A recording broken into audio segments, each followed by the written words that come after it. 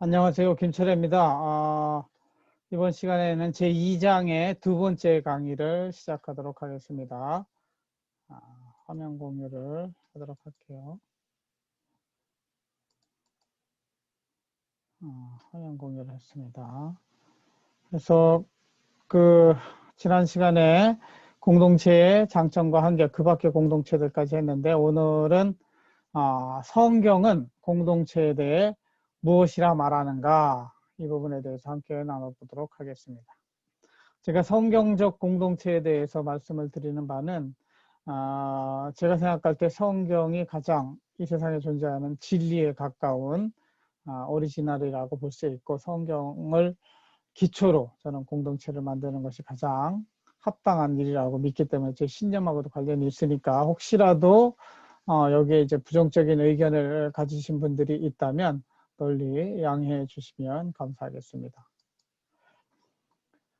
첫 번째, 이제 성경적 세계관이 무엇인가에 대해서 살펴보겠습니다. 세계관이라고 하는 것은 월드뷰, 이 세계를 어떻게 바라볼 것인가, 퍼스펙티브, 관점을 이야기합니다. 그래서 성경적 세계관은 하나님이 계시고, 하나님이 세상을 만드셨고, 그 세상에 하나님이 인간을 두셨다. 그래서 세 가지 요소가 굉장히 중요합니다. 하나님은 누구신가? 이 세상은 어떤가? 인간은 누구인가? 거기에다 하나를 더 더하면 사단, 이제 하나님과 반대되는 존재, 사단은 누구인가? 이런 것들을 살펴보아야 되는데, 성경적 세계관에 대해서 한번 살펴보도록 하겠습니다. 그래서 이 하나님은 누구신가에 대한 문제를 먼저 살펴보면, 하나님은 세상을 창조하신 유일신 하나님이라고 볼 수 있습니다. 성경에서는 이 유일신 하나님을 야훼라고 합니다. 우리는 여호와라고도 하는데 원래 이름은 야훼라. 옛날에 성경 쓰던 사람은 야훼를 함부로 쓸 수 없기 때문에 여호와라고 바꿔 쓴 거예요. 이거는 로드, 주님이라는 히브리어인데, 그 정도로 하나님 이름 함부로 말할 수도 없는 창조주의 존재라고 볼 수 있죠.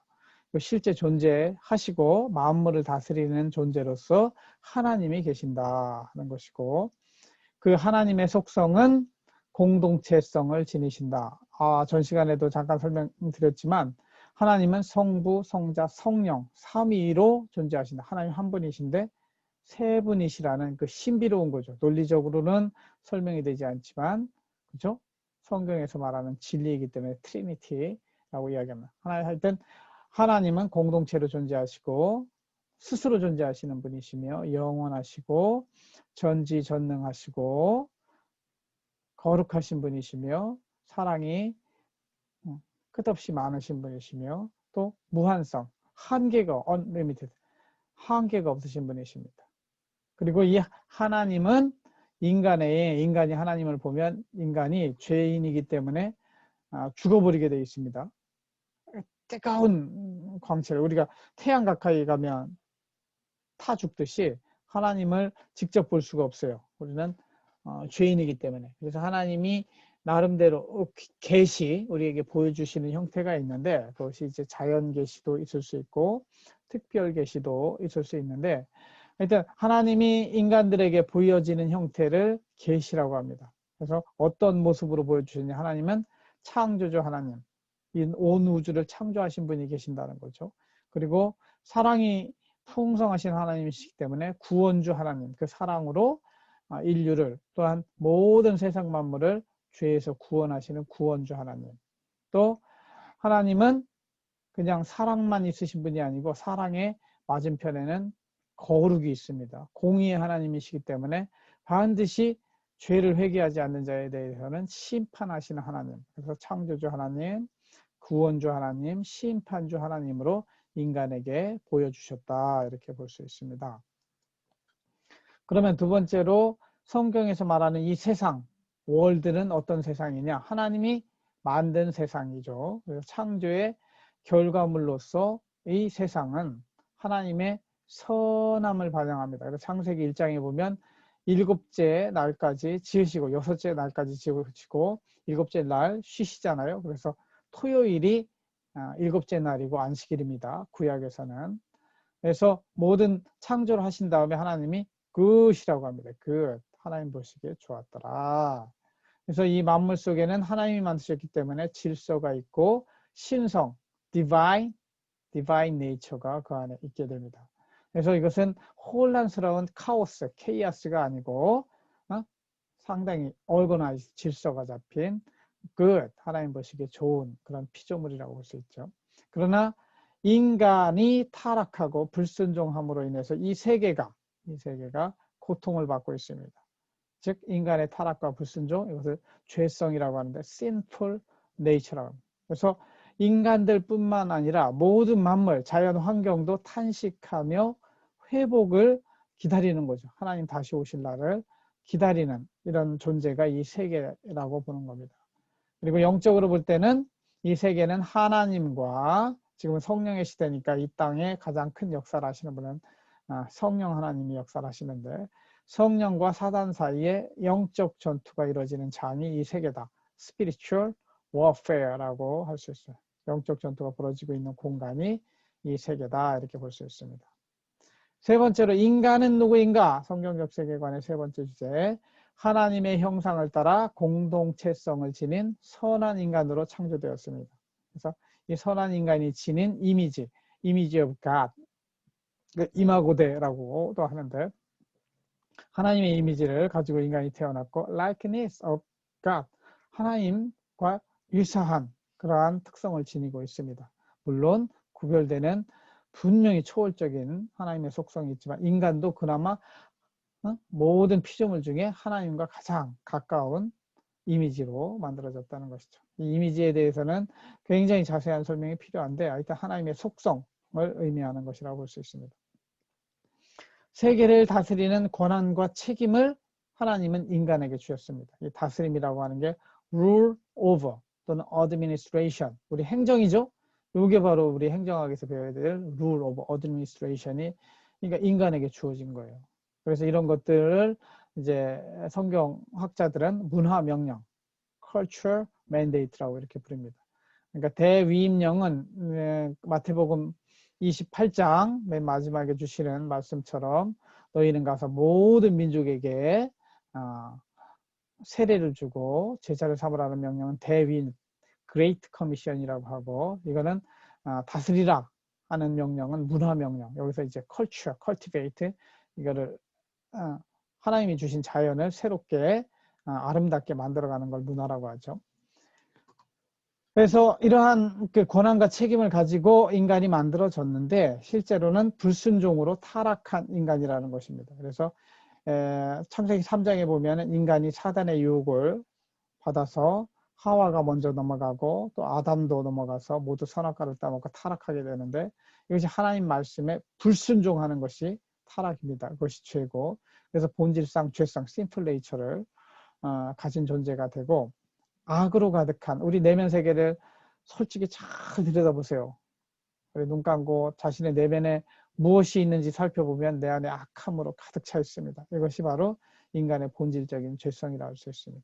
그래서 인간은 예수 그리스도를 통해 회복되어야만 하는 인간이라고 볼 수 있습니다. 이 회복은 어떻게 가능하느냐? by grace, 오직 은혜로만 회복될 수 있습니다. 그렇죠? 예수 그리스도가 주시는 은혜로만 될 수 있고 그 은혜는 어떻게 얻을 수 있느냐? through faith, 믿음으로만 그 은혜를 얻을 수가 있어요. faith on Jesus Christ, 예수님을 믿음으로 하나님의 예수님의 은혜를 받음으로 인간이 회복될 수 있다는 것이 이것이 성경적 세계관의 인간관입니다.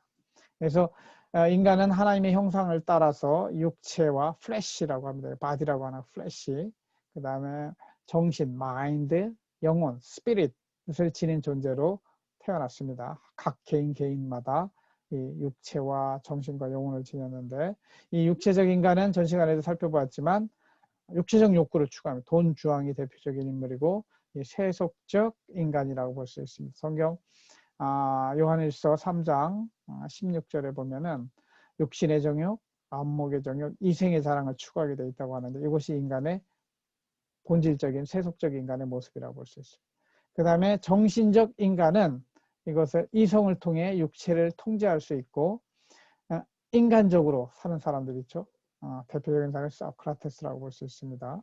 이런 사람들 붓다, 석가모니도 굉장히 휴머니스트죠. 인간이 신이 될 수 있다고 믿는 사람이니까요. 그러니까 이거는 정신적 수준의 도덕적 인간이라고 볼 수 있습니다. 물론 불교를 믿는 사람은 붓다를 이런 영적인 이렇게 석가모니를 신적인 위치로 놓지만 저는 인간으로 봅니다. 그 다음에 영적 인간으로는 아브라함을 들 수 있는데 영적으로 거듭남, born again, 하나님 안에서 예수 그리스도를 은혜로 믿음으로 인해서 거듭난 인간을 영적 인간이라고 볼 수 있고 구원받고 영생, 천국을 누릴 수 있는 자격을 얻은 인간이라고 볼 수 있습니다. 그런 인간의 대표가 아브라함이고 돈주앙, 소크라테스, 아브라함이고는 전 시간에 말씀드린 죄렌 키에르케고르가 분류하는 사람의 대표적인 유형이라고 볼 수 있습니다. 그래서 이 인간은 현재의 인간은 예수 그리스도의 초림과 초림 2000년 전의 초림이 처음 오신 것을 초림이라고 하고 아직 오지 않았지만 오시기로 약속하신 재림이 있습니다. 그 사이를 살아가는 인간이라고 이렇게 볼 수가 있겠습니다. 그 다음에 아까 네 번째로 이야기한 하나님과 대적하는 사단은 어떤 존재인지도 한번 알아봐야 돼요. 이 사단은 하나님처럼 되고자 하나님을 반역한 타락한 천사장, 천사들 중에 짱이죠. 짱인데 타락한 천사장, 하나님이 되고 싶어서. 그러니까 루시퍼라는 표현도 나오는데 성경에는 루시퍼라는 표현이 아니고 사탄이라고 이렇게 표현하고요. 그 다음에 적대하는 자, 히브리어는 적대하는 자라는 표현을 의미를 가지고 있습니다. 그리고 악한 천사들의 우두머리라고 할 수 있고 귀신들의 우두머리 또는 성경에는 마귀라고도 나오고 바알세불, 벨제보, 벨리아 이런 표현도 나와요. 그러니까 여러분들 뭐 좋아하는지 모르겠지만 보헤미안 랩소디에 보면은 그렇죠? 퀸이 부르는 그 프레디 머큐리가 부르는 그 보헤미안 랩소디에도 벨제불이라는 표현도 나오고 그럽니다. 이제 이것이 악한 천사의 우두머리를 나타나요. 성경에는 한글 성경 바알세불 이렇게 되어 있습니다. 인간과 피조 세계를 하나님의 창조 목적과 반대 방향으로, 방향성이 굉장히 중요한데 하나님 방향으로 가지 못하게 하고 끊임없이 어디로 가게 하는 거예요? 창조 목적과 반대, 선한 방향이 아니라 악한 방향으로 이끄는 실체가 바로 사단이다. 그래서 사단의 지배를 받게 되면 우리는 이기심이 발동하고 탐욕이 발생하고 파괴하고 싶고 전쟁하고 싶고 이런 욕구에 휩싸이게 만드는 존재가 사단이다. 그래서 사단은 실제 에덴 동산에서 하와와 아담을 불순종으로 유혹했고 광야에서 예수님을 시험했고 지금도 우리 곁에는 우는 사자와 같이 삼킬 자를 찾고 있습니다. 우리가 어떤 판단을 내릴 때 하나님 쪽으로 판단을 하려고 할 때 딱 잡아가지고 약점이 보이면 아까 이야기한 이기심, 탐욕, 파괴, 전쟁 쪽으로 사람을 이끌어가려고 하는 이런 실체가 바로 사탄이다 이렇게 볼 수 있습니다. 이 사단은 하나님 다음으로 막강한 힘을 가진 존재라고 볼 수가 있습니다. 그래서 성경에는 공중의 권세 잡은 자 그리고 질병을 유발할 수도 있고 고통을 유발할 수도 있고 유혹할 수 있고 시험할 수도 있는 이 악한 세상을 주관하는 굉장히 강력한 그래서 사단을 우습게 봐서는 안 됩니다. 오직 하나님의 아들이신 예수님을 통해서만 이길 수 있는 그런 존재가 사단이라고 볼 수 있습니다. 그래서 성경은 욥과 사단에 대한 이야기가 욥기에 나오는데 하나님의 절대 주권 아래 있지만 제한적으로 활동할 수 있는 그래서 욥이 의롭다고 하나님이 자랑하니까 사단이 그거 다 욥한테 재산도 많이 주고 자식도 많이 주고 이쁜 마누라 줘서 그래요. 한번 시험해 보면 마누라 자식도 빼앗고 돈도 빼앗고 병들게 하면 얘도 하나님 편 안 쓸 거예요. 이렇게 유혹하는 존재가 사단입니다. 그러니까 그러나 하나님 절대 주권 아래에 있기 때문에 하나님을 이길 수 있는 존재는 절대 아니고요. 그래서 나중에 예수님이 다시 오실 때 이 사단은 영원한 무적행, 바텀리스, 끝없는 그 지옥이죠. 지옥에 갇힐 존재로 이렇게 나와 있습니다. 그래서 아마겟돈 전쟁이 일어나고 불과 유황의 심판을 받은 이후에 사단은 영원한 무적행에 바칠 존재로 이것이 성경에서 말하는 세계관이라 이렇게 말씀을 드리는 것입니다. 그럼 성경에서 나오는 그 세계관에 기초한 공동체는 어떻게 이야기되고 있는가? 성경적 관점에서 인간은 어떻게 살아왔는가를 살펴보면 기본적으로 인간은 성경에서 공동체성을 지닌 존재로 아까 이야기했잖아요. 그래서 성경은 개인도 강조하지만 공동체를 강조합니다. 구약 성경 전체는 사실은 이스라엘 민족 공동체에 대한 말씀이라고 볼 수가 있습니다. 그리고 요한계시록을 읽어보면 요한계시록도 그 소아시아의 7교회를 향해서 하고 모든 그러한 맥락들이 전체 공동체 안에서 개인들이 강조되지 개인이 중요하고 그 다음에 공동체가 나오는 그런 세계관은 아니라고 볼 수 있는 것이죠. 그래서 이 성경에서는 그 공동체를 하나님 나라라고 Kingdom of God이라고 합니다. 하늘나라 뭐 Heaven, Kingdom of Heaven이라고도 하지만 Kingdom of God, 하나님이 통치하시는 나라를 강조합니다. 그 나라의 백성으로서의 인간입니다. 그래서 나라가 이루어지려면 국민, 영토, 주권이 있어야 된다고 그러잖아요. People, Territory, Sovereignty가 있어야 되는데 하나님이 주권을 가진 나라, 그리고 하나님이 영토를 주시고 백성, 하나님의 백성으로서 살아가는 인간이라는 거죠. 그러면서 동시에 하나님 앞에서 절대적으로 고독한 존재로서의 개인주의적인 관점도 성경에는 많이 나와 있습니다. 그래서 개인주의적인 차원에서 스스로 공동체가 죄를 고백할 수도 있지만 개인이 자신의 죄를 고백하고 회개할 때 중생, 본어게인, 거듭남과 구원이 미칠 수 있는 것입니다. 그래서 각 개개인은 개인적으로 자기 죄를 고백하고 회개해야 된다.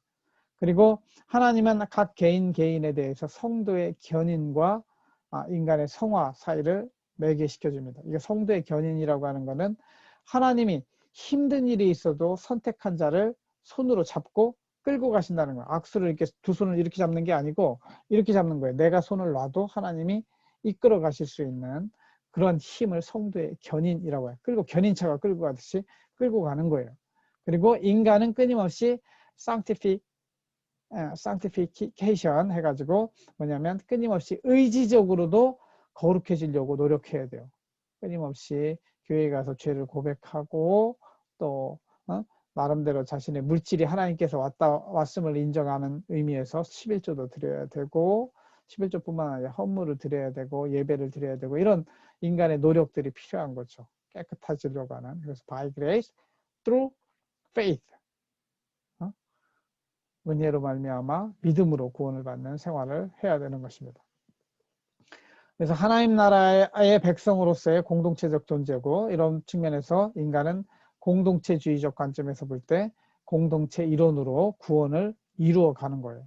이미 구원을 받았지만 예수님 만날 때까지 끊임없이 좀 더 거룩해지는 모습으로 구원을 이루어 나가는 것이죠. 그래서 구약 성경을 보면 아브라함, 이삭, 야곱으로 이루어진 이런 이스라엘 민족을 통해서 천하 만민이 구원을 받고 신약에서는 교회 공동체를 통해서 천하 만민이 구원을 얻게 되는 이런 복을 누리는 것을 성경의 세계관에서는 이야기를 하고 있습니다.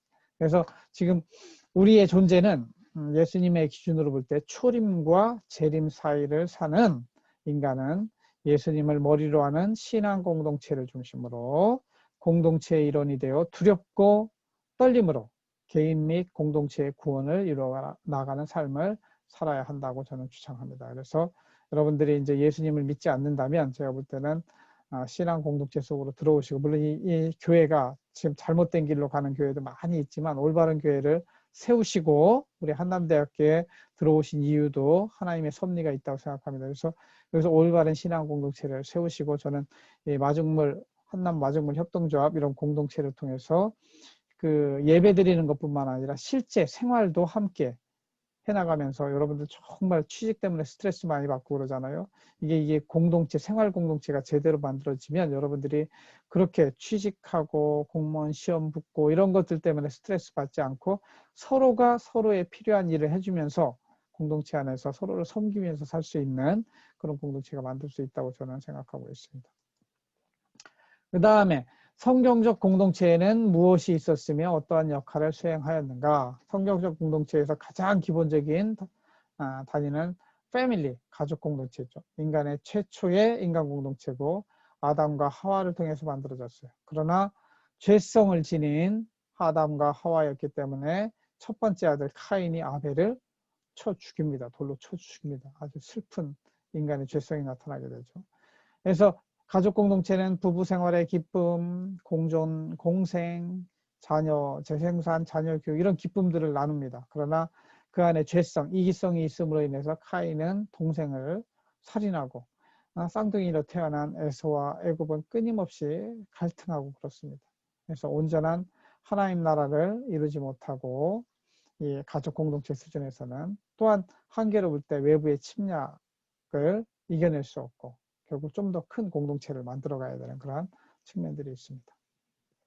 두 번째, 부족 공동체. 이것도 패밀리, extended family라고 볼 수 있는데 출애굽 이전까지 나오는 공동체의 모습은 아브라함, 이삭, 야곱의 부족 공동체가 이제 요셉을 통해서 애굽으로 들어갑니다. 거기서 이제 60만으로 400년 동안 늘어나게 되는데 여기에 이제 성인 남자만 60만이니까 약 200만 명 수준으로 됐다고 볼 수 있습니다. 400년 만에 70명으로 가서 200만 명이 되는 거죠. 그래서 부족 공동체는 같은 조상을 지닌 신앙 공동체였고 공존, 공생, 재생산, 교육을 담당합니다. 구성원이 증가함에 따라서 이 부족 공동체로서도 좀 잘 돌아가지 않기 때문에 법을 만들어야 되고 이런 부분들이 있죠.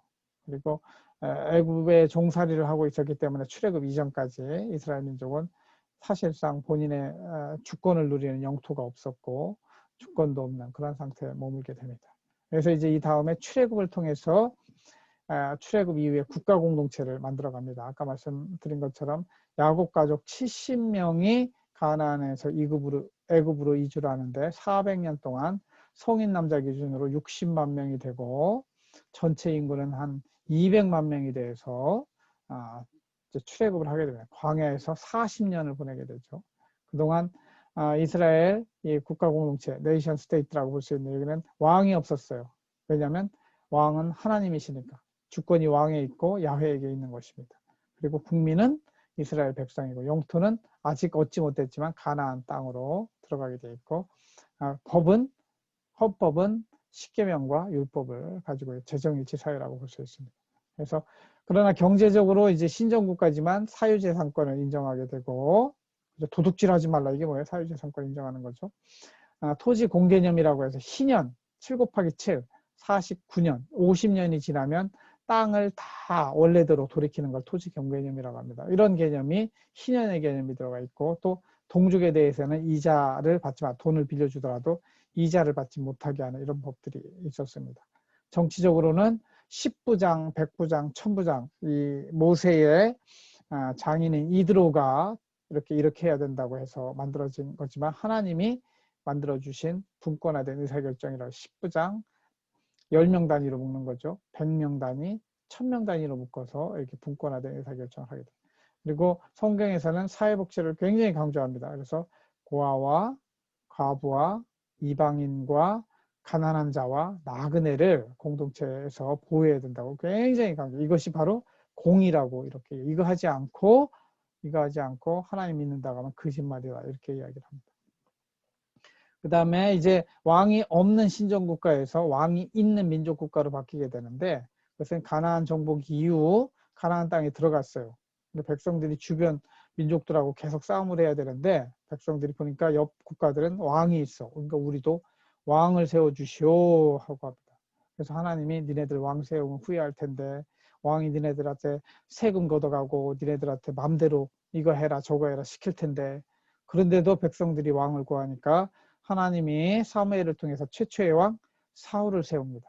그리고 제사장은 사무엘이 하고 실제 통치는 사울이 하게 되죠. 최초의 왕이 사울이죠. 그래서 이스라엘은 악한 왕이 선하지 않죠. 심플 네이처를 가진 인간이기 때문에 왕의 통치에 따른 백성의 고통을 이야기하고 실제 동양에서도 왕정, 서양의 고대국가 왕정들은 왕이 있는 민족국가라고 이렇게 볼 수 있습니다. 이런 시대를 보내고 중세의 기독교 국가들은 교황의 지배를 받게 되죠. 교황도 사실은 정말 잘못된 구조입니다.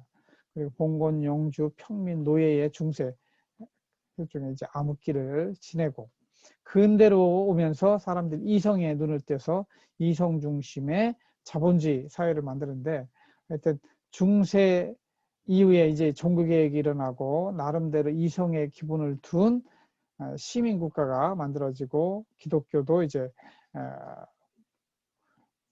구교 중심, 캐톨릭 중심이 아니라 개신교 중심으로 이렇게 많이 돌아서게 되는데, 이제 근대 민족국가 체계로 들어섭니다. 그래서 이제는 네이션 스테이트, 시민국가가 만들어지는데, 여기서 중요한 거는 인간의 인권을 강조하고 국가가 국방, 치안, SOC, 복지 업무를 다하는 민주국가, 민주주의 국가로 형성이 되고, 법이 지배, 상권분리, 입법, 사법, 행정이 분리되는 상권분리, 또 국민주권을 강조하게 됩니다. 특히 이제 인구가 많은 데 비해서 대표를 통해서 국가를 운영하는 시민국가여야 되기 때문에 대의제 시민국가의 형태를 띱니다. 그래서 이런 대의제 시민국가의 한계는, 장점도 있었지만 이런 아주 인권을 보장하고 시장 실패를 치유하고 법의 지배를 확립하고 상권분리, 이런 장점도 있었지만 이러한 한계들도 있습니다. 강제력으로 하다 보니까 우리가 자유의 제약을 받게 됩니다. 군대 가기 싫은데 군대 가야 돼. 세금 내기 싫은데 세금 내야 돼요. 안 내면 감옥 가야 되니까. 이게 기본권의 제약이다. 그리고 국민주권주의라고 하지만 허울뿐인 경우가 많습니다. 시민의 뜻과, 정치인들은 언제만 국민의 뜻에 따르냐? 선거할 때만 따라요. 선거 끝나고 나면 다 자신의 이익 추구하는 존재들이 정치인들이잖아요. 실제 국민들이 정치인을 믿지 않아요. 그 다음에 사회 문제 해결하는 데 능력이 있느냐? 여기 뭐 시장 실패를 치유해서 국방, 치안, SOC, 복지 이런 걸 한다 그러는데, 실제 제일 필요한 일자리 창출 문제 못하고 있거잖아요. 공정한 사회 만들다고 하였지만 실제 못하고 있잖아요. 그러니까 실제 이제 시민국가의 한계라고. 그리고 보면은 권력 정치를 위한 이념 투쟁에 몰두하고 있다. 국민의 이념적 갈등, 양극화가 진행되고 있는 그런 측면들이 있죠. 그 다음에 지금 권력은 탑다운 권력이라고 할 수 있는데, 그러니까 모든 게 위에서부터 낙하산으로 내려오는 것이죠. 그러니까 우리가 이야기하는 자치가 아니에요.